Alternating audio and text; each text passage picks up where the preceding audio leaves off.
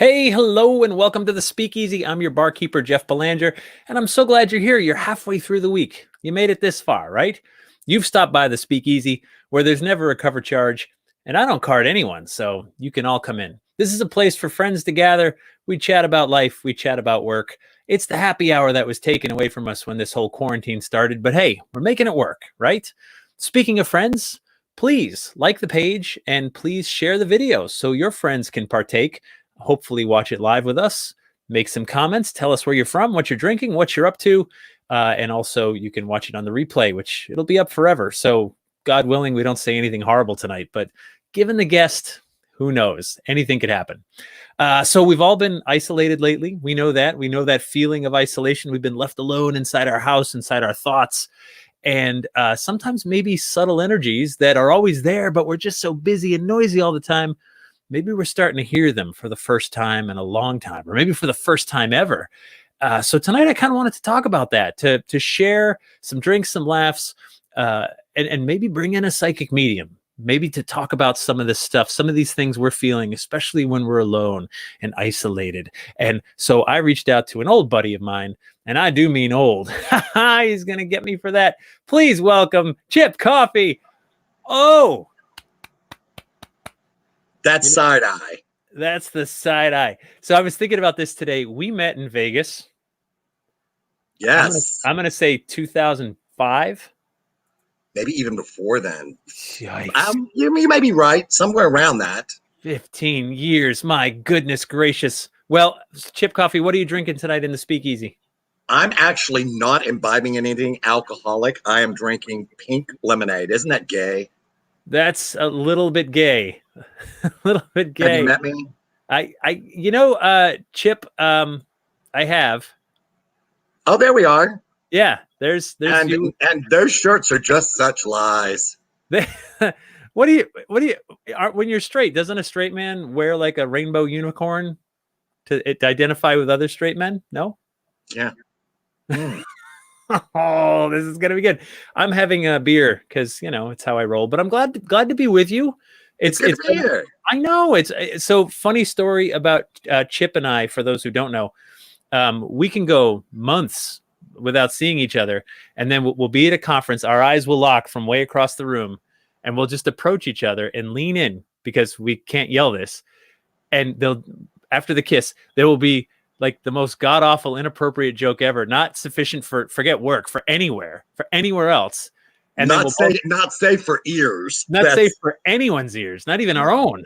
No. And then we'll walk away laughing all the rest of the weekend, and that's kind of how the whole thing starts. But yeah, so Chip, we're totally inappropriate. That's the good thing.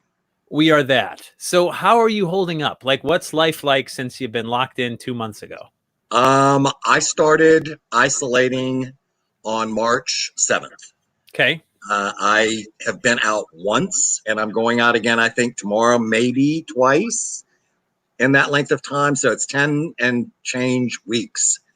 I have to go to the dentist tomorrow for a tooth thing.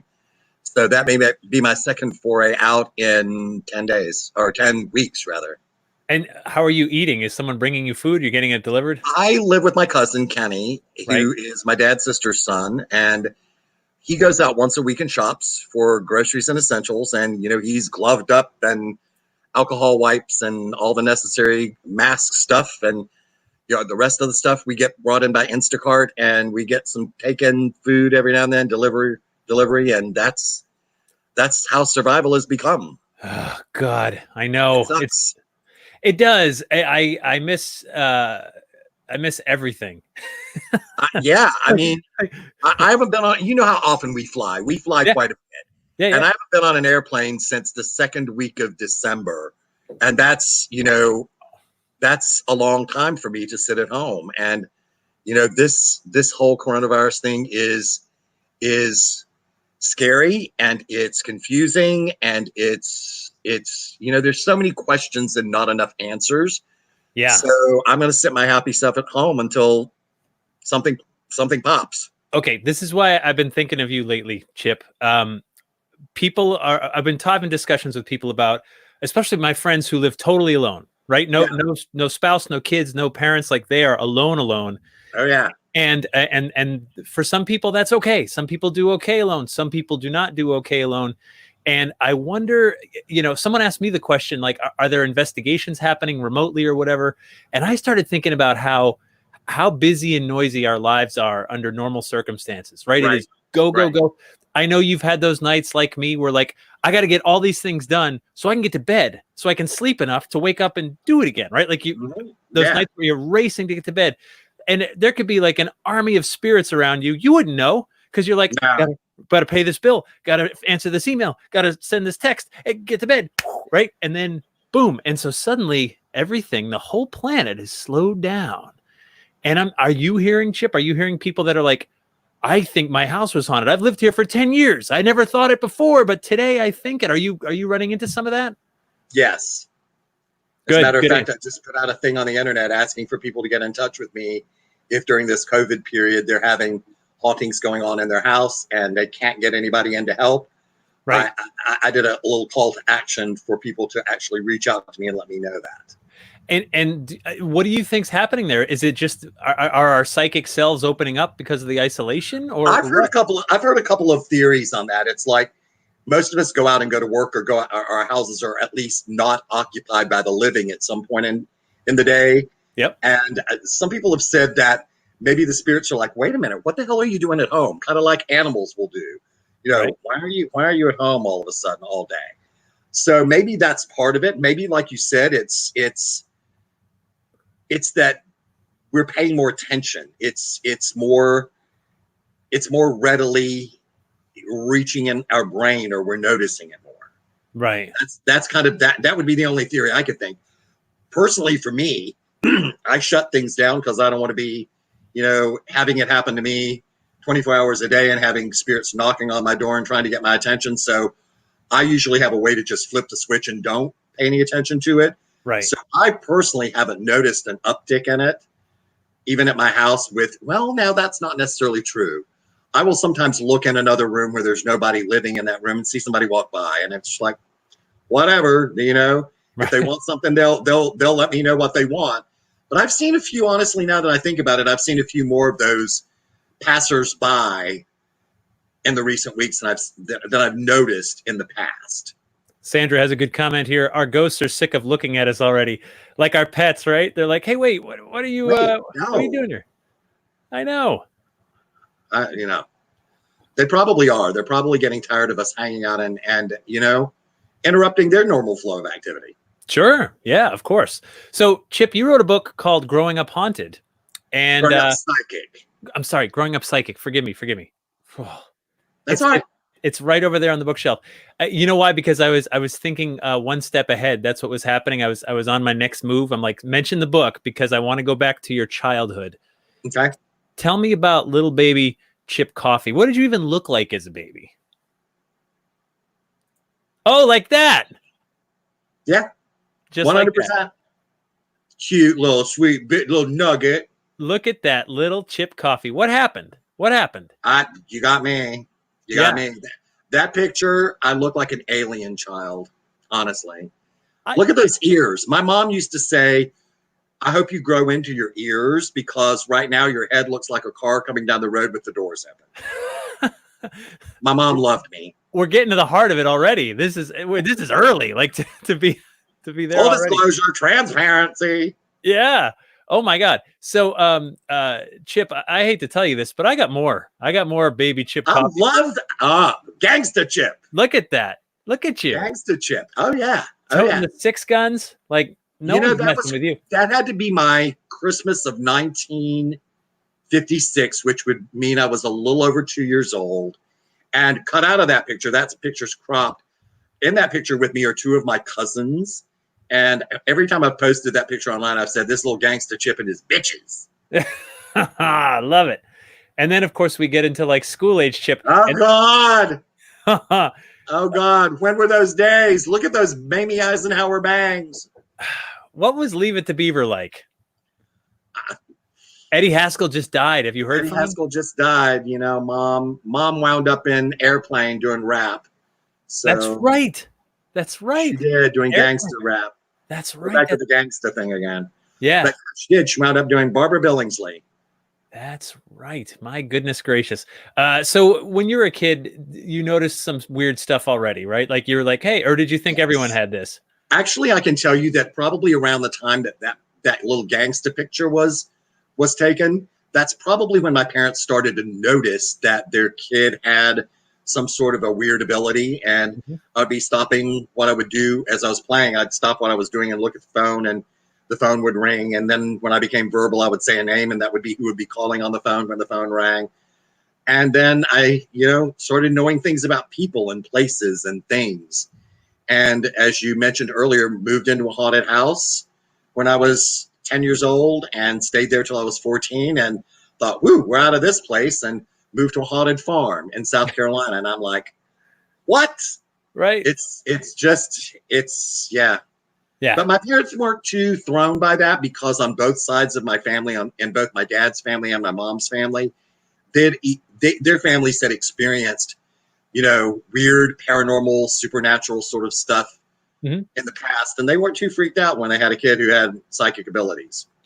That's good, right? Because I mean, that can be, you worked on the show Psychic Kids, of course. Yeah, That can be so scarring when you forget psychic. You tell any kid you're different, you're weird, you got to change. It's a bad right. thing, right? It's a bad thing, like to not let them be who they are. You tell a kid who is heavy set or wears glasses or has braces, God forbid you're gay or lesbian, Right. and you're not acting like every other kid at that point in time, but any kids that are different are generally probably going to be ridiculed to some degree. So that falls under the psychic thing. Right.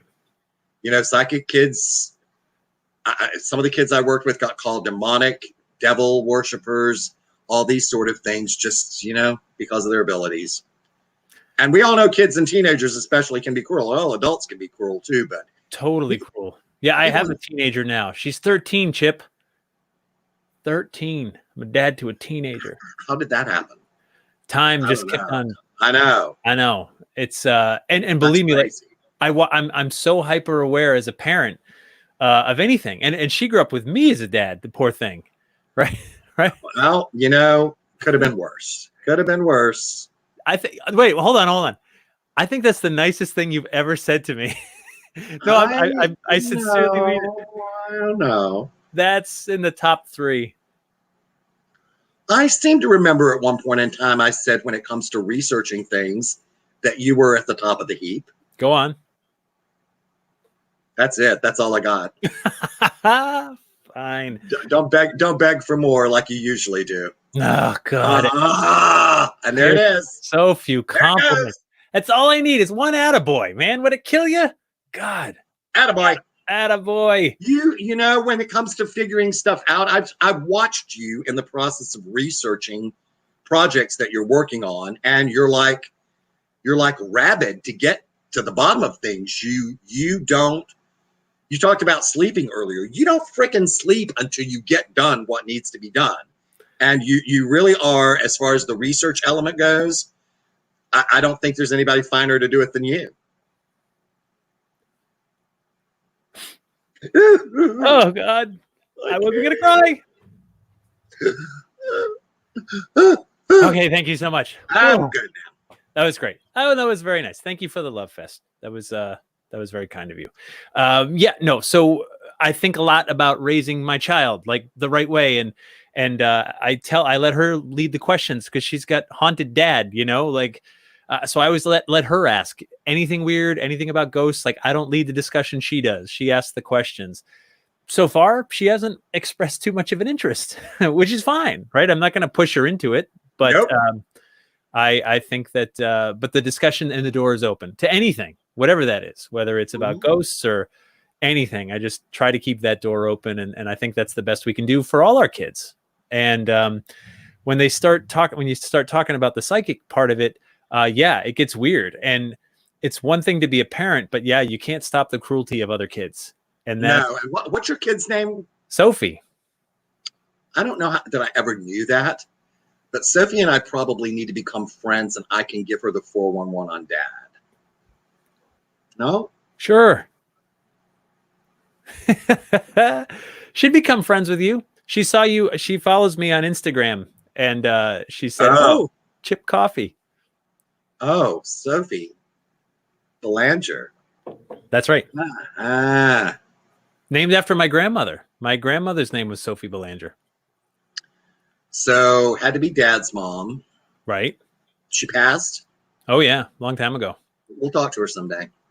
In fact, that was my first real brush with death. I was 10 and she was like 64 and otherwise good health. Went to bed one night and didn't wake up and was a total shock to all of us. No one saw it coming, wasn't sick. And that was my very first, close death, and horrible. Absolutely horrible. You know, the worst part, I remember the very worst part about it was going to the Polish Catholic French family, right? Going to the reception after the funeral. Yeah. And it's at a bar. Again, I didn't have to tell you that. Polish Catholic, French family. So it's at a bar and all the people are laughing.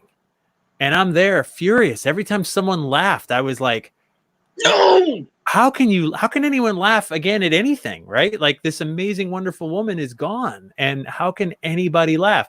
As an adult, of course, I realize that's just one of the many ways to deal with grief. And I would prefer people laugh at my funeral than cry, of course. We will. We all will. I'd be like, woohoo, I had him in my death pool. Yay. I'm Irish, and the old Irish joke was, the difference between an Irish wedding and an Irish funeral. You know this joke, right? Go ahead. One less drunk. One less drunk. One less drunk. Cheers. So that was my first encounter. And I remember I would talk to her at night. I would go to bed at night and I would say my prayers and I would just speak to her. I would just say, I need to know you're still with me. I don't know if I got an answer, but it felt good. It felt right to just sort of speak out to her. And I did that for many years. Want to hear my grandma's story? Please. When my dad's mother died, my dad and mom were both from South Carolina. And my dad's sister, my cousin that I mentioned earlier, it's his mom. They lived in New York. She married a guy during the Second World War who was from New York. And that started my family's affiliation with the southern tier of New York State, around Elmira, Corning, Binghamton area. Mm-hmm. And my grandmother was living there when she passed. I think it was 14, going on 15. And they were going to ship her body in her casket on U.S. Air at the time, U.S. Airways, whatever, going to ship her body to South Carolina for burial with her husband, next to her husband. Yep. So my aunt and uncle and my cousin hopped in the car and drove to South Carolina. And, we were anticipating that we were going to have the viewing for my grandma, the wake, on a certain day. So the funeral home in Spartanburg, South Carolina, called the house and said, we got a little problem. You don't want to hear we've got a little problem when you've got a dead person, right? That's a big enough problem. That's a big enough problem. What gets worse? And they're like, we don't know exactly how to tell you this, but the airline has lost your loved one. Oh my God. So my grandmother is gone. They don't know where my grandmother is. It's not a suitcase. No. Yeah. It's a coffin with a body. Yeah. So she, of course, was not flying in first class. She was flying in baggage, and they lost her. So evidently, because Elmira is a small little town and they had to transfer her at some point to get her to where we were. So either in Philadelphia or Pittsburgh, probably, she got transferred to the wrong plane. They found her and they had sent her body, hold on for it, wait for it. She had gone to Hawaii. That ain't bad. Grandma went to, and I'm like, if she comes here with like a late greeting and a great tan and wearing shades, I'm gonna be a little pissed because I've never been to Hawaii. Right. So finally, that's the big story. Grandma took the side trip to Hawaii and finally showed up in time for her own funeral. So she's that one person that was obviously late for her own funeral. That's kind of awesome. Like, I would love that to be my funeral story, right? Like, I think that's fantastic. Can you imagine? No. Only in the Coffey family could the airlines lose a body. Right. Like I would think, I mean, I've actually known a few baggage handlers over the years, right? And I got to believe like, okay, red suitcase, black suitcase. I get it. They look alike. This goes to, I don't know. Big old casket. Let's just triple check that one, right? Let's send her to Hawaii. You look, I'll look, make sure the tags, we're all right. This gets on that. Yeah. That's one you think double check. Yeah. It's fantastic though. Granny Coffey, as we said in the South where I live. Yeah. Granny Coffey went to Hawaii. Have you heard from her? She's not too talkative. She never was in life either. She was a little stoic. Okay. Is there ever someone you really want to reach out to, either personally or professionally, on the other side, who is just inaccessible? You know what's really weird? It's funny you bring that up, because I've heard from my mom, I've heard from my dad, I've heard from my Aunt Polly, I've heard from various relatives, but I have a couple of people that I just really don't feel like I've made a close connection with. One is a friend of mine. I went to college in Elmira, New York, at Elmira College. Mm-hmm. And a couple of my friends were two sweet little Jewish girls that went there named Debbie and Dory. And, you know, Debbie and I were close friends. She lived in New York City. That was where her home was. And unfortunately, she contracted a very virulent form of cancer when she was 25 years old and died at 26. Ugh. And Debbie was very much into the whole psychic thing and spirituality and religions and all these things that I would have thought that Debbie would have, once she got to spirit, she would have been, you know, yak. No, I've dreamt about her a number of times, but I can't really say that I've ever felt like I've made that concrete connection with Debbie. And now that could be that because I believe in reincarnation, maybe she recycled back quickly. Maybe she was pissed because her life was cut short. She's like, I want to be back on the planet as fast as I can. Right. The other person is my cousin. I had a cousin whose name was Joy. We were very much like brother and sister. And Joy also very much into the paranormal thing, the spiritual thing, the supernatural thing. And, you know, I would have thought she would have been right back yakking in my ear up a storm. No. Again, I've had dreams about Joy and feel like I might have at some point in time had a blip or two on my radar from her, but, you know, not like I would have thought I would have had at least one or a couple of clear connections with either of them. And I find that very bizarre. I don't know how that works, but I find it very bizarre. And I mean, it's just out of your hands, right? Whether it's their choice or some other thing. You know, right? I can try to dial them up, so to speak, but, you know, I can't. I don't know what response I'm going to get. And it's the same way with any reading that I do. I hope to get a good response. Yeah. But that you're right. It's totally out of my hands. I don't have any control over that situation. So college would have been right after high school. Your high school yearbook photo would have looked like this. Well, kind of like that. That was right after I graduated from high school. That was taken in Elmira, New York at a little place called Personius and Warren Studios.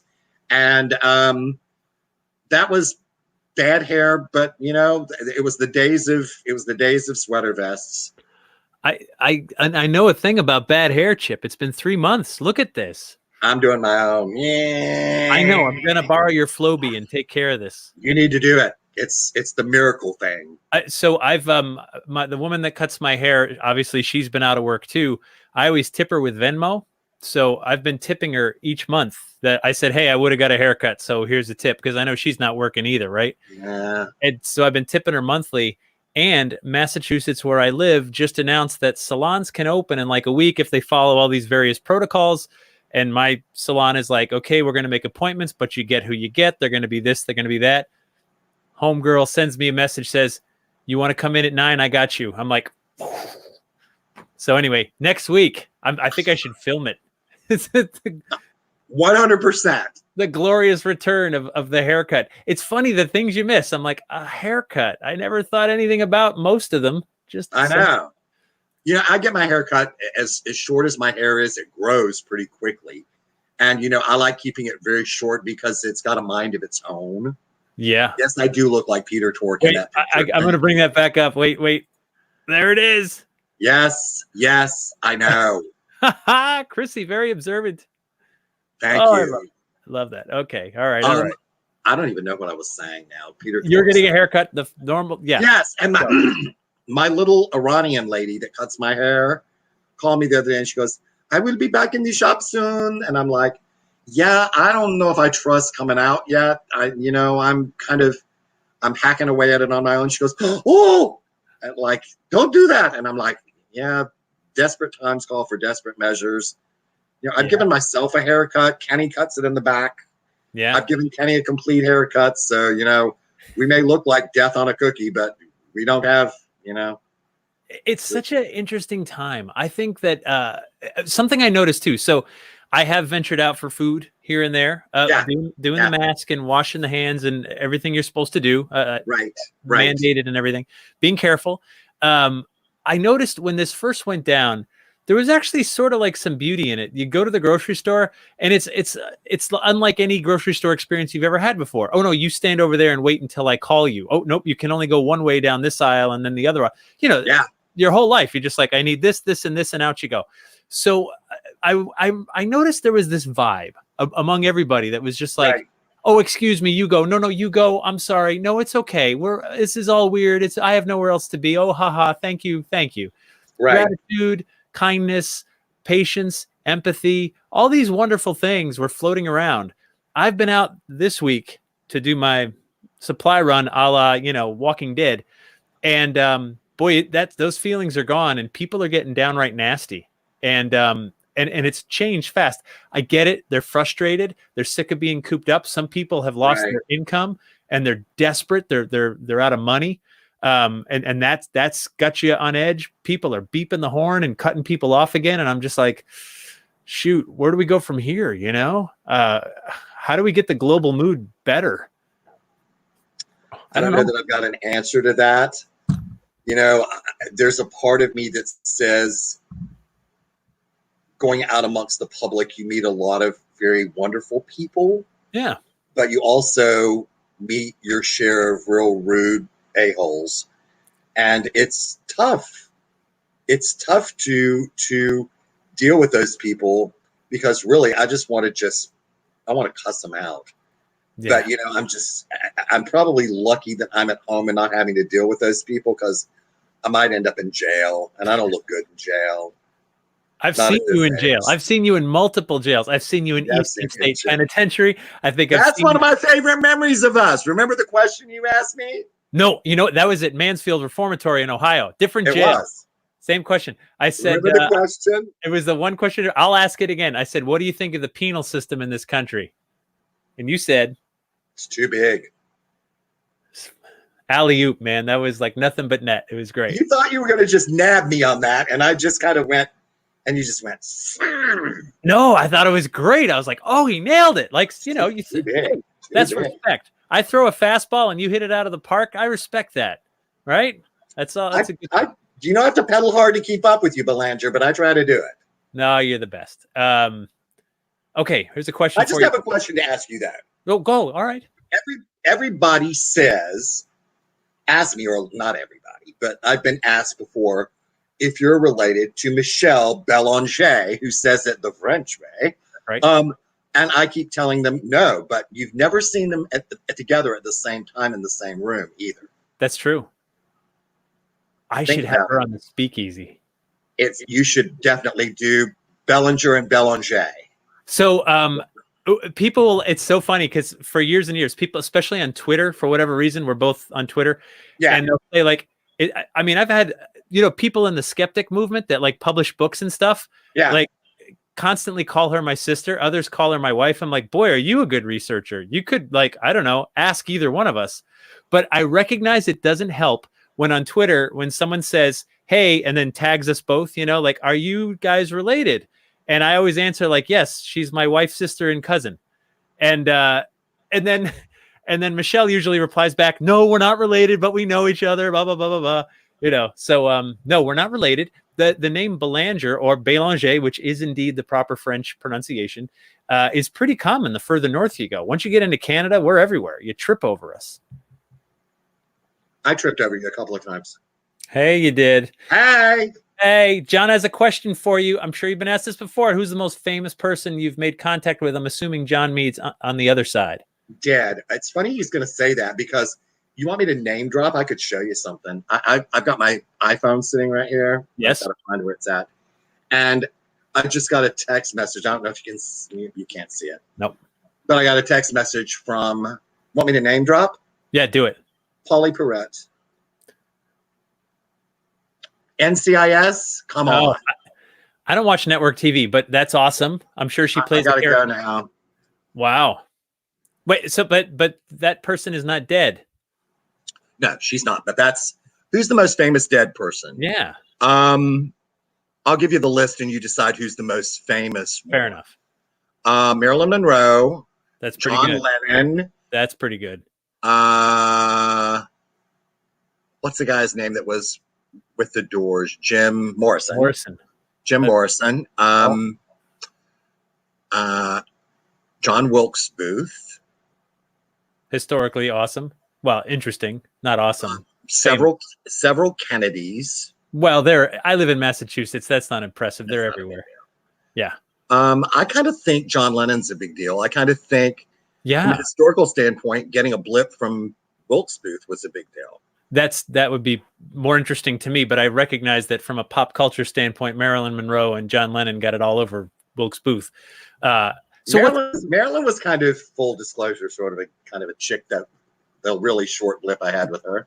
So how did that happen? Like, were you seeking her out, or what happened? I was doing an event at, well, the Omni Parker House. Oh yeah, Omni Parker House. I've done several events there, my coffee talk events, and that's where Wilkes Booth and the Kennedys came through to me because in Boston, the Kennedys had a huge connection to that hotel to begin with. Oh sure, yeah, their pictures are everywhere in there.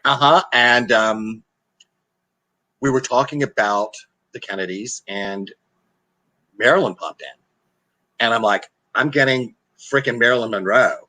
And people were like, uh-oh, what's that all about? And she just came in and she goes, I did not kill myself. Well, we knew that. Duh. Oh, wait a minute. I did a story on Charles Dickens, who stayed at the Omni Parker House when he was bringing Christmas Carol to America. He practiced it there. And I got an amazing tour. I spoke to the house historian and stuff, and talked a lot about the Kennedys, which didn't have anything to do with the story we're working on, but mentioned there was a Maryland connection to that building, though, not just through the Kennedys, but she was there at some point, I think. Was she? I didn't know this. I'll tell you what was really interesting that happened. They say there's a restaurant in Georgetown that claims that JFK proposed to Jacqueline in their restaurant, but Parker House also has a table in their restaurant where they say that he proposed to Jackie.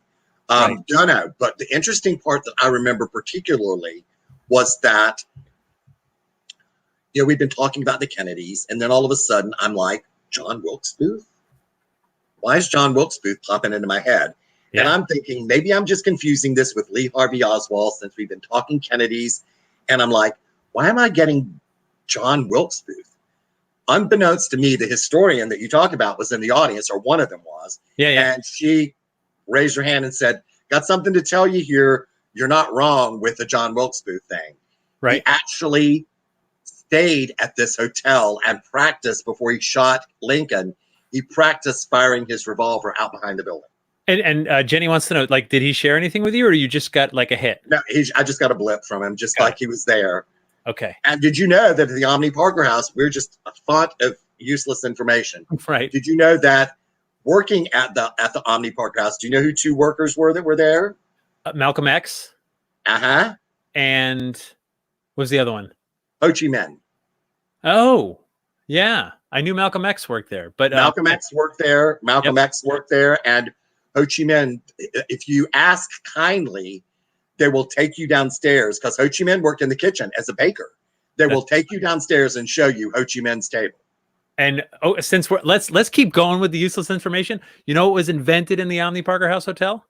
Two things: Boston cream pie and Parker House rolls. The rolls, yeah, and they'll give you the recipe freely. They're very I went to Parker House the first time I was there, and I'm like, went in the bar, and I'm like, look, I'm not going to go to this hotel and not being able to say I've done this. Of course. So I said, you need to bring me a Parker House roll or two, and you need to bring me a Boston cream. Of course. Yeah. Yeah. And so they brought both those things on plates, and I sat there and said, I'm gonna have this as bragging rights. Yeah. When in Rome. I totally get it. Chip, we need to take a quick pause because guess what? Someone was kind enough who watches the Speakeasy, sent me literally a bunch of $25 Amazon gift cards and said, cool. Can you give these away? Because I know times are tough. And so I've been giving one away each night. And how we're doing it is through a trivia question. Chip, I'm sorry, you're not eligible to win this, but you know, what are you going to do? So here's how this works. Greg Lawson, the paranormal detective, is going to ask you a trivia question. Tonight's a little more tricky. The first person to comment with the correct answer will win. So the way my system works is, I know there's people watching on YouTube. Get ready to type. They're watching on Facebook. I'll let it come through. We'll see who comes first. And then after the show, I'll send you a message, get your mailing address, and mail you a $25 gift card because this anonymous donor is just that awesome. So are we ready? Are you ready, Chip? I am. All right. Don't answer this. All right. Let's do this. It's trivia time with Greg Lawson, the paranormal detective. Take it away, Greg. Thanks, Jeff. Hey, everybody. This week's trivia question from the Paranormal Detective Trivia game, we're going to go to a historical card. This 3-story brick hotel located in Sauk Center, Minnesota, is reported to have an evil presence in its basement. Name this hotel. Good luck. Good luck indeed. Okay, I've been there. I know this place, but it's not. I haven't, but I know this place. It's not an obvious one. People are probably Googling right now. So go ahead, Google if you got it. Whatever. It's they're probably trying to figure out how to spell Sauk Center. It's been a day or two since I've Googled myself. So really, I Googled you earlier today. Because I prepare for these things. People think I just get up here and drink, but whatever. Oh, I don't see any right answers yet in the comments. You guys keep trying. Oh, I think I see a right answer, but we'll make sure, because sometimes, Chip, what happens with this is that all these things come in and some move up and down. And I'm sending you guys the right answer. I think we have it. I think I see it. I'm just making sure that nothing else pops in because this software is imperfect and I don't want to be called a liar or anything, but I see multiple people are getting it now. But the first looks like, to me, it was Dana. Congratulations. The Palmer House Hotel. Dana Wingard, our sweetheart. Yes. So congratulations, Dana. I think I already have your address, but I will contact you to make sure it is the accurate one. And you just won $25. Get something you need, get something you want, whatever. It's all yours. Buy Julia some socks. Buy Julia some socks on Amazon. So thank you guys for playing. We'll do it again next time because because that's what we're doing. And thanks, Greg Lawson. Wasn't that fun, Chip? It is fun, and we love Dana Wingard. We do. Congratulations, Dana. Very happy for you. Chip, I'm just going to throw this out because why not? Aw. Let me tell you this. Okay, go. Golden Apple Dinner Theater, Sarasota, Florida, Music Man, summer of 1979. That's dancing Shapoopy. I was a River City kid. And as we all have many times, I heard you pop a beer. Yeah, you did. As we all have many times in the past, I've reconnected with people that I know on social media like Facebook. Right. And someone commented on my fan page the other day, and I went, wait a minute. And I said the name, and I went, that can't possibly be. And I did some investigation. It was somebody that I worked with at Golden Apple Dinner Theater in Florida in the 1970s that I had not seen, heard from, or anything since probably 1978. And you do the math. It's been like 42 years ago. And I went, holy crap. I didn't say that exactly. It was close. You're a swearing kind of guy. I'm being user friendly now. Yeah. And so it's so amazing how these people will sometimes pop up from your past. And girl's name is Mary. And I thought of Mary sometimes over the years, but there she was. And I'm like, we need to have a phone conversation and just, do a catch up soon. I love those things. But Yes, that picture was Golden Apple Dinner Theater, 1979, Music Man. And if I never hear 76 trombones again, it will be a day too soon. Chip, you're a sexy man. Look at these modeling pictures. Look at that. What are you even selling? What was this? What was the product? Look at the ruffles on that tuxedo. I know, so 70s, huh? And that was a velvet coat and a velvet bow tie, bitches. Damn right it was. Look at that perfectly blown back Farrah Fawcett hair too. On which one? Both. Both. You know, let's put it that way. We were selling a cologne called Grand Mark Cologne. Right. Marque.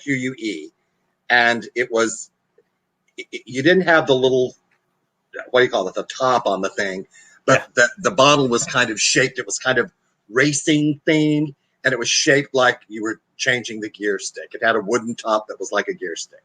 Mm-hmm. So yeah, Grand Mark Cologne. That was shot in Sarasota, Florida. Fantastic. Actually, that was shot in Bradenton, Florida. What a career. And then eventually, so how did you get from, now when I knew you, I think I knew you before Paranormal State. How did Paranormal State happen for you? Our buddy Dave Schrader actually was a big part of that. Right. I've been doing a lot of events locally, and then I got to do an event with Dave and got to know Dave. So I started branching out from doing things locally to regionally to switch teams for Chip. XQ. That's Marvin. Chip, that'd be a wild night for one of you. Or both. Right. I was doing some events then nationwide, and Dave drew a good crowd at his events with the Darkness events. And it was January of 2007, and Dave called me on the phone and said, look, there's this new show that's coming out on television, and it's called Paranormal U, which was the working title then for Paranormal State. Paranormal University, Paranormal U. And they've been using a psychic, and they're looking to switch it up. Would you be interested in having me toss your name in the ring? And I'm like, sure, toss it in the hat and let's see what happens. And that day, David Miller, one of the producers, called me up, and we had a chat. And he said he was going to have Ryan Buell call me up, and Ryan called me later in the day. And, they both had asked me the same question, how do you work? And I'm like, tell me what you want me to do, and I'll just go in and do it. And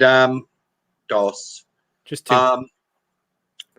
And for sure, I thought, if this happens, great. If it doesn't, no harm, no foul. And that later that night, a young man named Dan Zarenkevich called me on the phone and said, hey, Chip, it's Dan Zarenkevich with Paranormal U. And it was really upbeat and perky. He said, I understand that you're going to be joining us for our next episode of Paranormal U. And I'm like, damn, Dan, I'm the psychic, and you know more than I do. And so I asked when it was going to happen, thinking maybe a couple of weeks. And he said, we're going to fly you out on Friday and film on Friday. I'm like, Friday? As in 2 days? And he's like, yeah. And so I was on an airplane flying to Philadelphia from Atlanta, where I live, in 2 days, drove in the snow from the Philly airport to Elizabethtown, Pennsylvania, filmed that episode.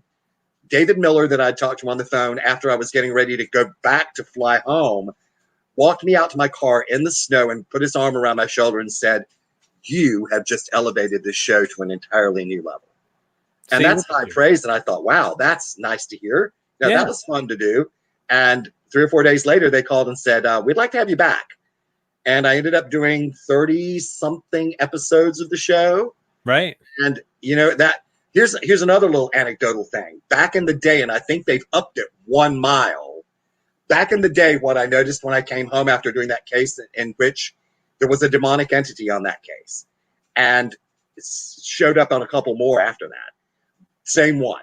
But back in the day, when I got home, I looked at my frequent flyer mileage on Delta, and the mileage between Atlanta and Philadelphia at that point in time was 666 miles.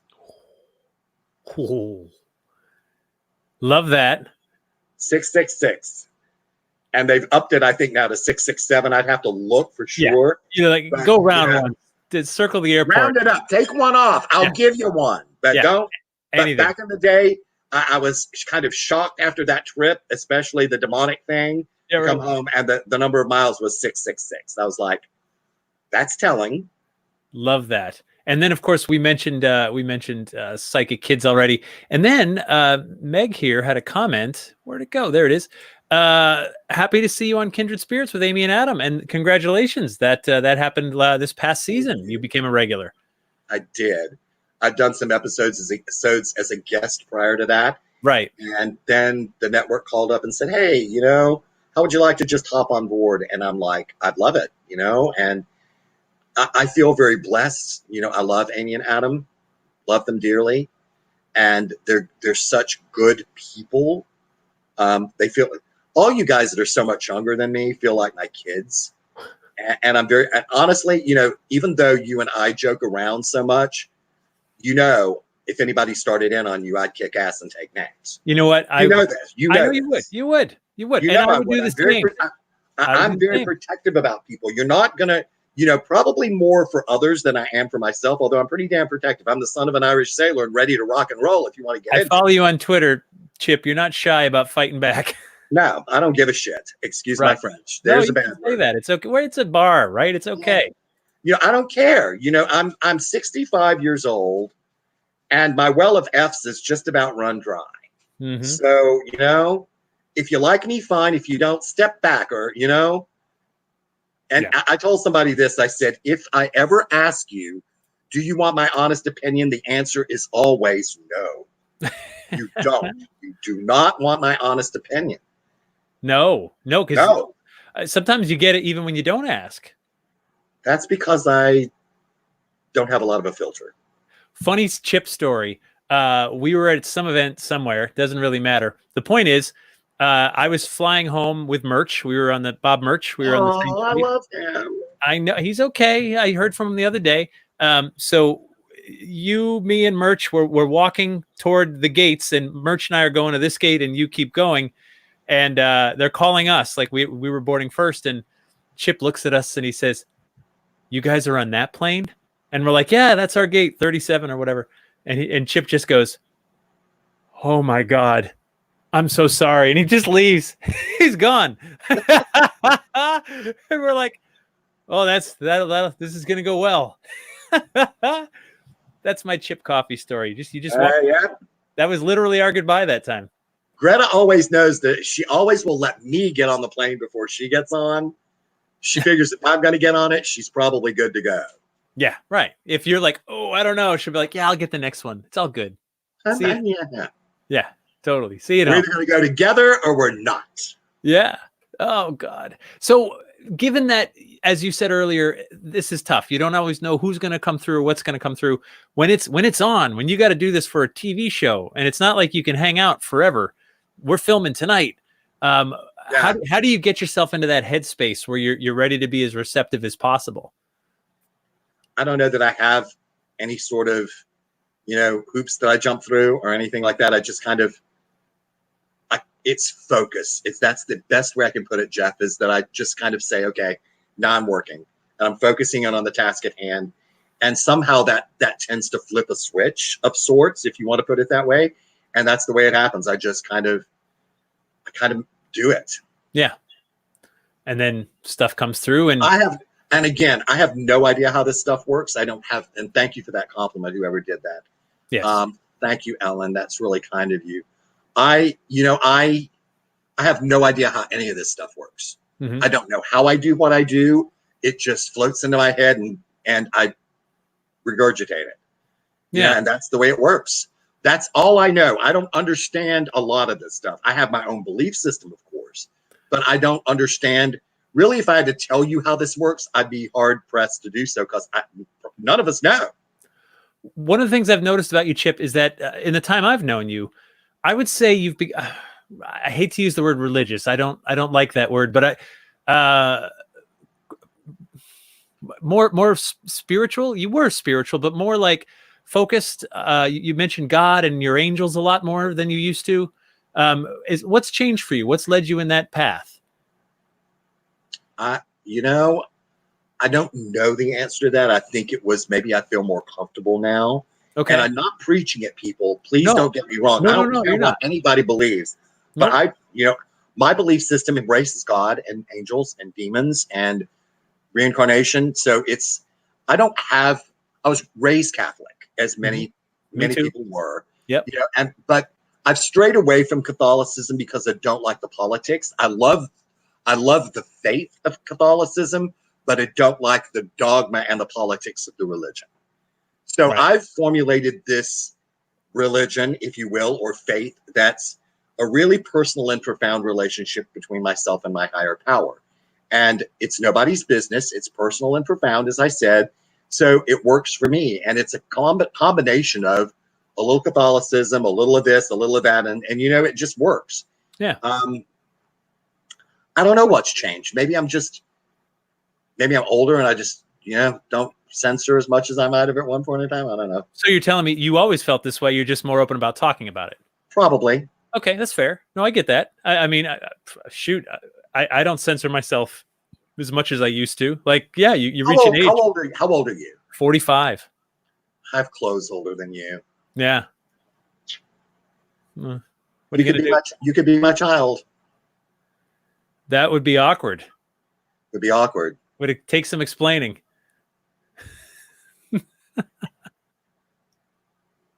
I liked your mom. Did you meet my mom? I don't think you met my mom. I don't remember. She wants to come to some of these things, and my gut instinct is like, no. And then I think about it and I settle down and I'm like, oh God, no. But what's your mom's name? Nancy. Got to meet her too. Yeah. You should just come to the next family reunion. It's a small family. It happens pretty regularly. If COVID's over, I'm there. Come on up. You know who came to one of my barbecues? Rosemary Ellen Guiley. It was the most random thing ever. I know. I miss her. Okay, Chip. So where are the prominent women in the paranormal? Right? Amy, sure, she's doing great things. Amy Bruni, but like there's a missing element here, right? There's a lack of women in the most prominent positions. Like I don't understand it. Tell me. I don't know where they are. Yeah. I mean, I think that it's definitely a male-driven world to a great degree. Sure. Rosemary was a big force. Yeah. The loss of Lorraine was big. Right.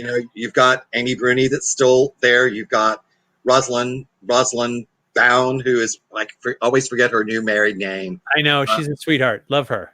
But she is, and you don't see, like with the Ghost Brothers, you don't see a large African-American contingent in there or Asian contingent. You've got, Joe Chen, who is of some, I don't even know what extraction he is, but I'm thinking it's Asian or Pacific Asian or something.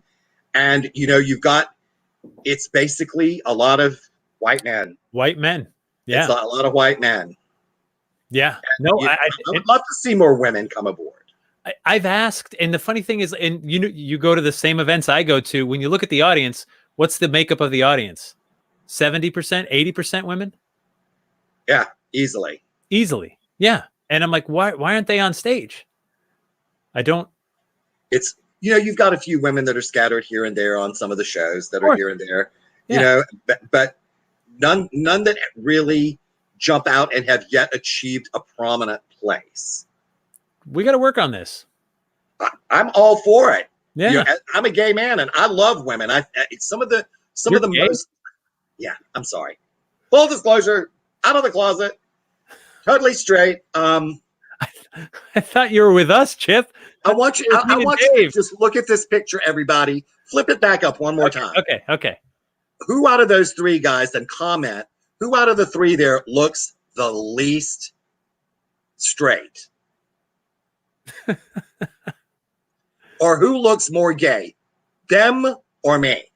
Yeah. These two are like, they're getting ready to spontaneously combust, girls. Dude, that is gay as Christmas right there. Gay as Christmas. That is like, there's a term. Nelly is I'm not going to say what it is. Dave. Someone voted Dave. Dave. Someone mentioned Dana. Dana. Yes, ma'am. Yes, ma'am. Oh, Michelle voted me. Yeah, whatever. I can take it. Oh, wait a minute. Look at this. Wait, damn it. Dave Schrader. Oh, no fair. No fair, Schrader. I love you, Dave, but you look kind of. You owe me 50 cents for showing that again. For showing this again, That? Dave. Oh God, the picture You know never. what I was probably thinking there? Hi, ladies. Your scarves. Everyone loves your scarves. That's been you know what? What's funny, Chip? People are calling us out. Amy Allen, of course. Yep. Sorry, that's another one. Yes. Dana Newkirk, right? So, yeah, I'm glad you guys are bringing these up. Those are ladies that are achieving prominence in the field for sure. Yeah. Sorry, we some slipped our mind, but yeah, no, that's good for a while. And there, don't scream at me about bringing up this person, but Patty Starr was gaining some prominence in the field for a while. Sure. Yeah. Patty was gaining some prominence, and there are those people that are still out there that if they continue to work, I guess there's just not a whole lot of females, like we were talking, that have been involved in the field for an extended period of time so that you could say that they're veterans. Maybe that's the best way to put it. Yeah, that's fair. Yeah. Katrina, God, thank you, everybody. Katrina, absolutely. Katrina, Heather's been in the field for a long time. Elfie from Paranormal State was in. Brad Blair, Michelle Belanger. Brad Blair is a lady too. Oh yeah, he is. 2 points. Yeah. I don't know where to go with this now at this point. I don't know. All I can say is Blatt's beer. That's all I can say. That makes sense. That's all I can say. So the good news is you're still doing readings, at least by phone. Are you doing by Skype or whatever too, or is it just phone? Or I'm doing some online. They're going to be advertised on social media. I'm doing some online sort of gallery readings for groups. Oh, cool. But I've been doing a few of those. And I'm going to continue to do those as long as COVID's hanging around, and it's not really safe to get out and about for most people. Right. But yeah, people can call me. There's down there is my website, chipcoffey.com, and there's a private readings page. Go on there and book a reading. Yeah, for sure. And I know, for me, I was telling you before we started, I'm actually fortunate. I'm doing a lot of Zoom meeting programs, like where I used to do these. Love it. It's something, right? It's my friend Mike Brody, who's a stand-up comic and is doing stand-up comedy through Zoom meeting. The analogy he used is from the movie Interview with the Vampire, where Brad Pitt's character was living on rat's blood. He's like, we're living on rat's blood. It's not thriving, it's surviving, right? Yeah, I'd much rather. A lot of us are in kind of survival mode, whatever that happens to mean at this point in time. But I know that this thing is hurting the economy, and people are hurting. I realize this, but we've got to make choices that are good for us. I've realized that I don't feel like the government is going to save me. I don't feel like the scientists are going to save me. I don't feel it's up to me to make decisions for what I feel comfortable with. Right now, I'm not comfortable with opening my door and hopping in my car and going out and being in groups or crowds right now. Yeah. And when will that happen? I don't know the answer to that. No, I don't know. I know. I do know that I'm doing what I can to make my life as normal as possible. Yes. My weekly podcast, I'm actually pretty psyched to announce that tomorrow we go back to new stories again. It's been weeks where we were just sort of replaying the old ones because we couldn't do anything. Yeah. And so pretty psyched to get that going again. If you go to my website, you can see all my upcoming events. Most of them are now virtual, and that's okay. And what's cool about those is that we've removed the need to be there physically. So, that's pretty cool, right? I mean, people can be from anywhere in the world and attend these things now. You know how I first came? You had a website. What was your website years ago? Ghoststories.com. That was how I first knew about you, and I thought, this guy's on the money with what he's writing. You're Jeff. I'm blessed to have you in my life. You're an amazing writer, and you're a good guy. And I really appreciate. I know we're getting close to time here. I really appreciate. Go a little over if you're going to gush on me. It's fine. No, I really appreciate you having me on your show. I know you're like me. I miss seeing my friends, my colleagues. Yeah. I miss seeing our followers and fans. Yeah. They're the ones that keep me and you going. Nope. I know. They're the reason we do what we do.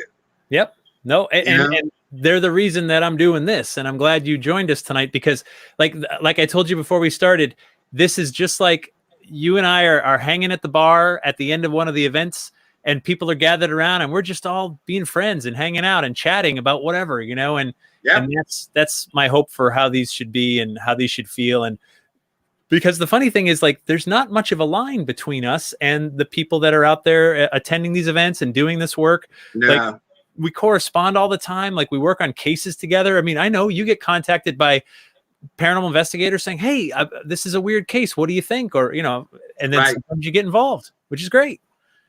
And it's, I love our community. You've got some real a-holes every now and then, but for the most part, it's a really lovely group of people. Yeah. And the fans, for the most part, you've got the haters out there. So be it. That's just part of life. But I'm so blessed to be a part of this community. Yeah, for sure. Well, let's be honest, man. We wouldn't make it anywhere else.